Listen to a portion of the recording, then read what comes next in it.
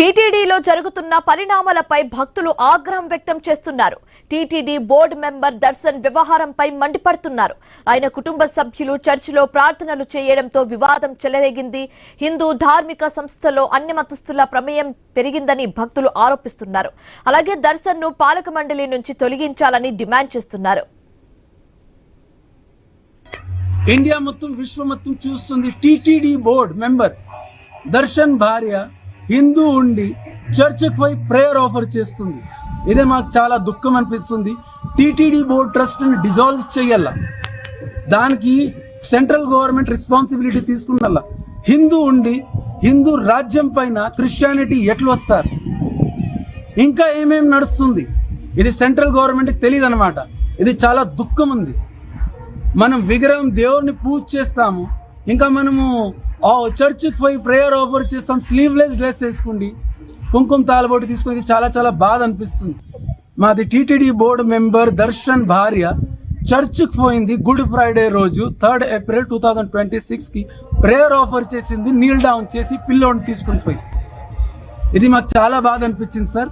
వాళ్ళకి TTD board ట్రస్ట్ని రద్దు చేయాల, శాశ్వతంగా సెంట్రల్ గవర్నమెంట్ దానికి టేక్ ఓవర్ చేయాలా. ఇది మాది రిక్వెస్ట్ ఉంది.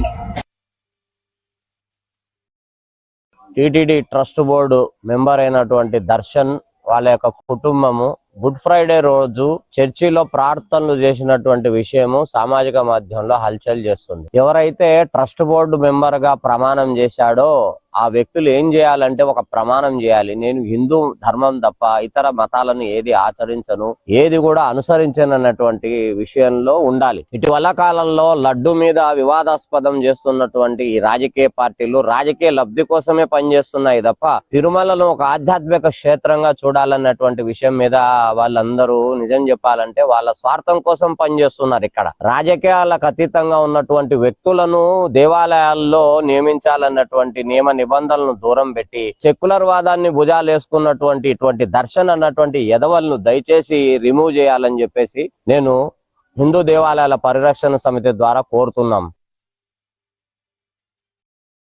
కాబట్టి రాజకీయ ప్రభుత్వాలు ఎప్పుడు కూడా హిందూ ధర్మ పరిరక్షణ కోసం పాటుపడే వాళ్ళని నియమించుకోలే తప్ప ఎవరిలో హోదాలు ఉన్నవాడిని ఏదో రాష్ట్రంలో ఉన్నవానికి వీళ్ళు వాళ్ళు అంటుకుంటూ ఇచ్చుకుంటూ పోతుంటే ఇలాగే అవుతుంది. ఇప్పుడు ఏమంటారంటే మేము వెళ్ళలేదండి, ఏదో వెళ్ళాల్సి వచ్చింది, మా వాళ్ళు వెళ్ళారు అంటే చెవుల పువ్వు అంటారు చూడండి, అలాంటి వ్యవస్థ ఉంది.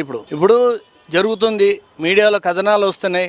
మళ్ళీ ప్రభుత్వం ఎందుకు విచారణ చేపట్టడం లేదు, ఎందుకు సస్పెండ్ చేయలేకపోతుంది? తిరుమలలో ప్రముఖులందరూ కూడా వెళ్తున్నారు, సోషల్ మీడియా వాడుకుంటున్నారు, మాకు తెలియదు అంటున్నారు. ఆడ వెళ్ళింది దేనికి? స్వామి దర్శనం కోసం వెళ్ళాలి తప్ప వ్యక్తిగత షూట్లు, కేకులు కట్ చేసుకుంటా కూర్చోవడము, సెల్ ఫోన్లు పెట్టుకుని ఇట్లా చేయడము, ఇవన్నీ ఎవరు చేస్తున్నారు? ఏం అసలు కొండపైన వెళ్ళాలంటే ఆ మనసేరిగిపోతుంది. ఇది ప్రభుత్వం చిత్తశుద్ధితో వ్యవహరించి కఠినమైన నిర్ణయాలు తీసుకోవాలి, హిందూ ధర్మాన్ని కాపాడాలని నేను ప్రభుత్వాన్ని కోరుతున్నా.